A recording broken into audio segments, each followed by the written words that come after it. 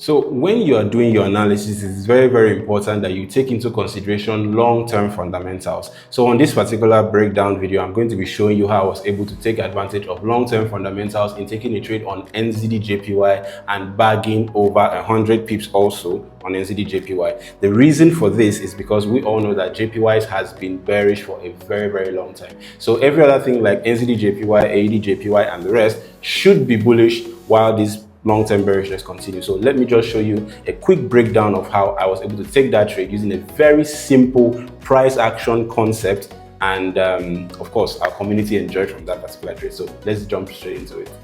So this is the chart of NZD JPY on the daily time frame. Take note, right from around April 2025, JPYs have been creating higher highs and higher highs and higher highs. So basically we are in an uptrend, and not that notwithstanding, I'm expecting that all the JPY should continue making all-time highs and all of that. But for the NZD JPY trade that we took, the very first thing that we did is that we identified this trend on the daily time frame, being that we were expecting that the NZD JPY trend was going to continue the way it was. Like I said, all the JPYs have been bullish for quite some time. So what we did was, after we did this, we now went to the 4-hour time frame, and on the 4-hour time frame, seeing that NZD JPY just came all the way down to this trend line and we were interested in taking a trade, the next thing that we have to do is to just put out our levels.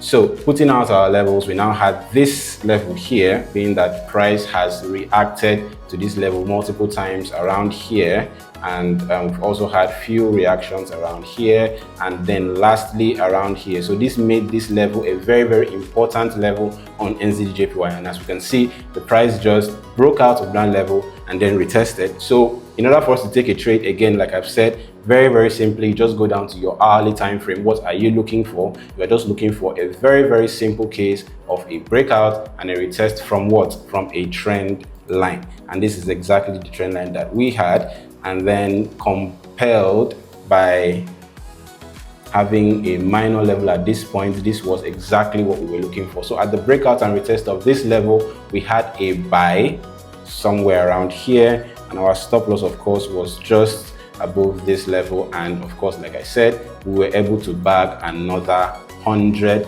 pips plus on NZD JPY. A very simple trade breakdown. As you can see, almost zero drawdown on this particular trade. So if you want to have sharp entries and sharp exits like this, do take advantage of very simple price action concepts so that you can take advantage of very easy, simple price moves. Of course, I know that we have a lot of strategies out there, ICT, SMC, and all of that things, right? But price action gives you a very simple and direct approach to every single market and every single time frame. So do this, apply it, just draw your levels, put out your trend lines, break and retest, and that is it. See you in the next video. Happy trading.